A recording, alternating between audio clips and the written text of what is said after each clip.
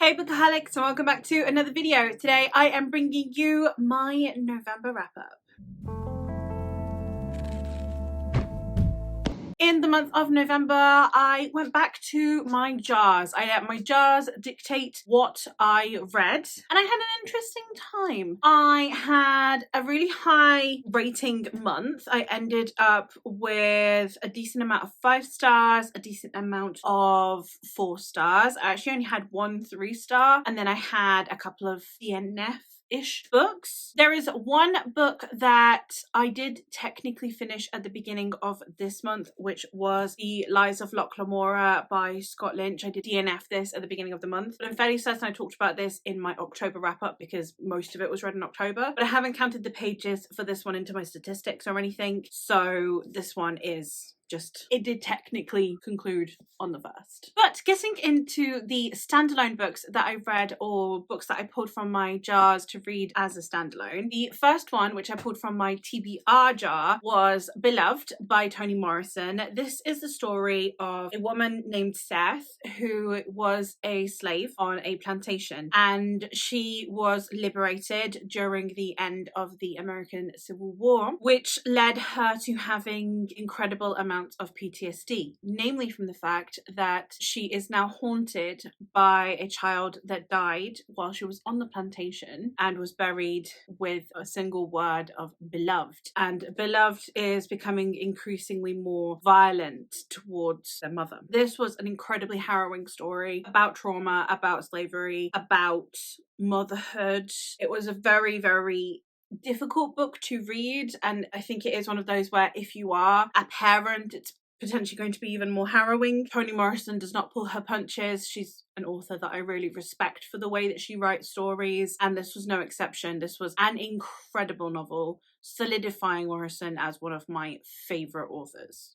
From my Spanish jar, I ended up pulling out Yo Julia by Santiago Posteguillo. It means I, Julia, which is the story of Julia Domna, who was the wife of Septimus Severus and therefore the first empress of Rome. She was also then later on a mother of 2 consecutive emperors. She was there during a great civil war that happened, and this is her story. This is the first book in a duology, and I really enjoyed this. This is probably one of my favorite books I have read in Spanish, and that's saying something, because it was compulsively readable. It was so easy to get through. I was happy to keep reading. I was excited to get back to it when I was reading it. Reading about Julia was so incredible because it felt very historically accurate while simultaneously being compelling and interesting. So it didn't over dramatize her life at the cost of authenticity, but also wasn't so dry as a non-fiction that it was unreadable. And Posteguillo found a fantastic balance between the two, and I really appreciated that. An enjoyable time, and if you do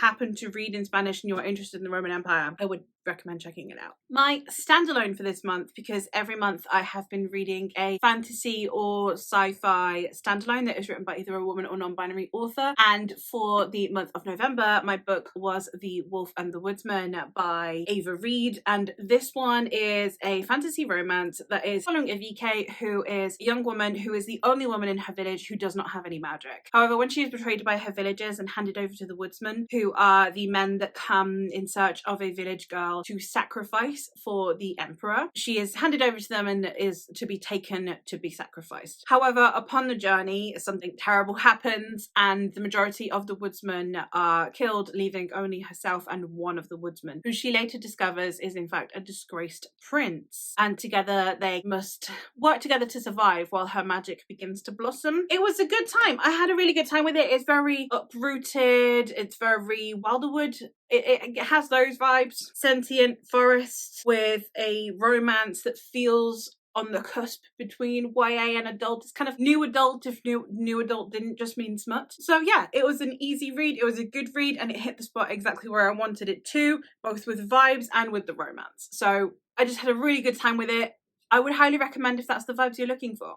it held up in my opinion. Before we get into the series, a couple of other standalones to talk about. For the last week of November, I was going to try and do a vlog where I try to work through as many books in my unhaul project as possible. The problem is that I do actually seem to know my taste quite well, because the 2 books that ended up coming out are ones that either I didn't enjoy that much or I DNF'd, and therefore it slowed down my pace and I ended up with a book and a bit to show you for by the end of that week. So the vlog has been scrapped and I will try it again maybe some other time. But with the Unhaul project, it seems like I, so far, am quite correct with books that I have no interest in. So the first one that I did read, and I am glad that I read, but I have no strong feelings towards, is The Alchemist by Paulo Coelho. This one is a book, it's a kind of modern classic written by a Brazilian author about a southern Spanish boy who travels across northern Africa. So he goes from Tangier to Egypt, and it's just about him seeking adventure and seeking life and wisdom and learning.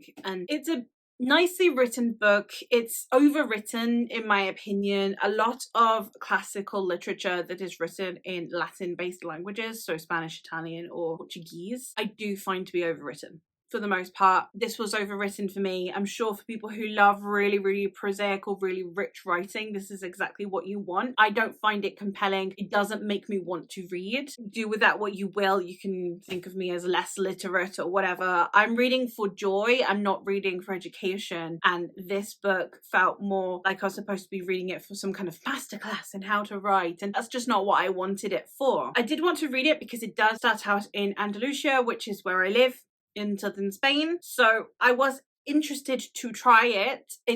That's it. My interest is now satisfied. I skim read some of it because I found it so boring, but I understand the project of it. So I get why it's a classic. It's not one of those that I think is a bad book. It's just not the book for me. And I knew that going into it. And the one that I ended up DNFing was How to Kill Your Family by Bella Mackie. I don't read thrillers or murder mysteries or detective novels. The whole crime genre is not my thing. It's really not. It's the genre I least like. Are there occasionally books within those genres that interest me? Sure, but it's not my thing. Like, it's the genre I least like in literature. End of story. And I started this, I got about 40 pages in and realized that I just didn't want to read. I read The Alchemist. I had 3 days left of the month. I read 40 pages, put it down. And then on the last day of the month, I was like, oh shit, I haven't been reading. And I thought it's because of the book. I don't care. I don't want to read it. It's nothing the book did, not the book's fault. It's on my Unhaul project because it's books that are not for me. I didn't get far enough into this book for it to be the book's problem. It's mine. It wasn't for me, and that's fine, and I can move on with my life now.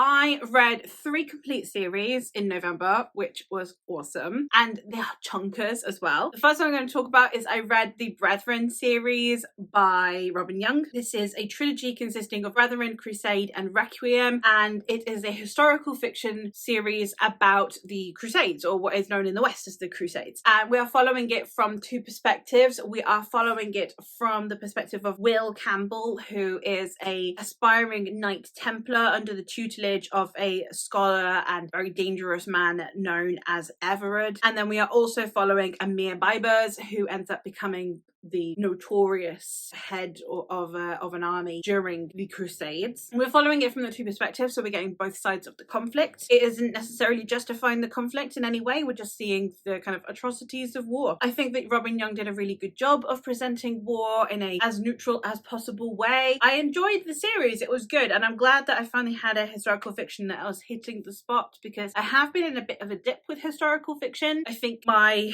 reading lots of female perspectives on history hurt my enjoyment a little bit, which is the opposite of what I thought it would do, but reading this has reignited my interest, so I'm glad about that. The other series that I read is the Empire series by Raymond E. Feist and Janie Wertz, which consists of daughter of the empire, servant of the empire, and mistress of the empire. And in this story, we are following a young woman whose father and brother mysteriously pass away just as she is about to become essentially a priestess, nun kind of character. She was going to become a nun. She was going to like renounce all of her titles and worldly goods, but when her father and brother die, she is left as heir. So she is pulled away from the life that she had chosen for herself and is instead to become the new ruling or leading lady of her clan. And it's the political intrigue that comes with that, her finding alliances, marriages, how to govern. And it was a very, very interesting series because this series is very much a bridge between classic fantasy, where you have the Robert Jordans, you have the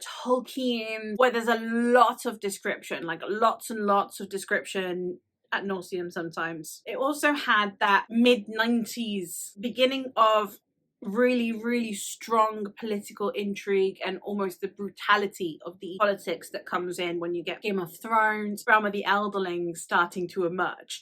That's where this one is like on the cusp of the two. It's not quite so direct as Song of Ice and Fire, but it's not quite so black and white as you would find in Tolkien, for example. So I really appreciated this series. You can definitely see its influences on modern fantasy, so I really appreciated that as well. Not necessarily a new favorite because it is a little bit too dense for me. It's not one that I'm going, oh, I can't wait to reread that. It's like, whew, I need like a decade break from this before I could come back to it, not gonna lie. But it was a really, really interesting time and I'm really glad that I read it. And the last series that I read is probably my favorite series, and it's so far out of my usual range. I've got historical fiction on here, an epic fantasy on here, and my favorite series of the month is a romance. Well, erotica? I don't know what you want to call it, but I read the Losers series by Harley LaRue. The first book is a novella called The Dare, and then we have The Losers Part 1 and The Losers Part 2. This is a bully romance, which again, not a buzzword for me, not something that I have ever been like, that's what I need to be reading. But this one worked for me, and it's also reverse harem, which I have a history of disliking. But again, worked for me in this one. So who knew? In this story, in The Dare, initially, we are following a young woman named Jess, who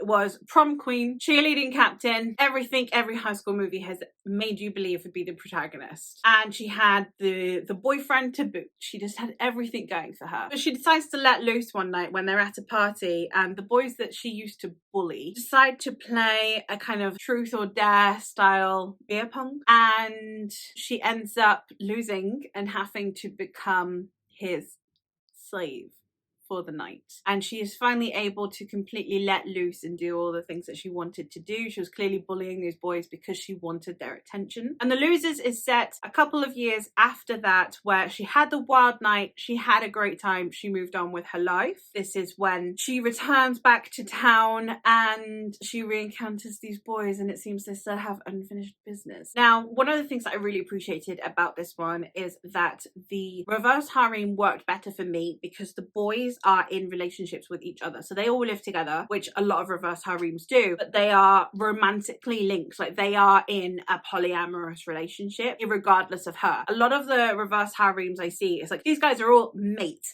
Sometimes there are literal brothers, like siblings, which is, ugh. They're all mates that live together for whatever reason. And then she comes in and suddenly there's kind of like they share the girl, which is a whole other thing. This one, they are in a relationship. Like the four of the guys are in a relationship, and then she kind of she is embraced into an existing relationship that these guys have, which worked a lot better for me personally. Also, it helps a lot that the kind of the more main guy, well, the main guy of The Dare, there's no main guy in The Losers, but in The Dare there was like a main guy and then the other three. The main guy is Andy Black, or Andy Biersack, who's the lead singer of Black Veil Brides, which was one of my favorite bands when I was a kid. Yes, you can judge me all you want. I know people love to hate that band. I don't care. And he's hot. So that helped. So then I just filled in all of the other guys with emo band members, and I had such a good time. So I actually did fan cast it on my TikTok. So if you want to know who I am picturing for each of these characters, then that's there. If you are interested, my TikTok is linked down below. I don't do anything serious on TikTok. It's just random crap. But if you want to know who I'm fan casting for The Losers, it's down there. So I had a really good time with that series. It was very hot. There were some scenes, it's a very dark romance. The author does put up a list of kinks at the beginning of each book, so do be, cautious when checking them. One of the things, there is a scene in there in the second one that was just a little bit too, I had to skip past that. And I don't normally chicken out, but there was one, like, I read all of the scenes, and there were probably worse scenes, to be honest. But I read all of the scenes, and then we got to a golden shower, and I had to skip past it. If I wanted to still find these guys hot, I had to skip past it. But, you do you. Like, again, there are probably things in there that I found really hard that other people would be like, are you okay? I think you need therapy. But I had a fantastic time with that series. It was very hot. There is an awful lot of like BDSM, submission stuff going on, so do be cautious when checking it out, but I would highly recommend. But that is everything from me for today. So I hope that you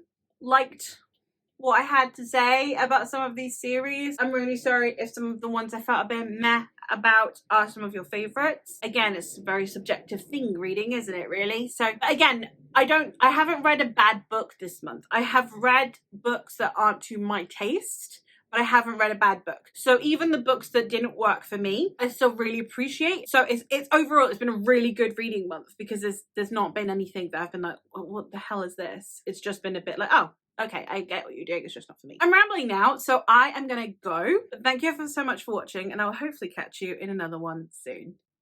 Bye.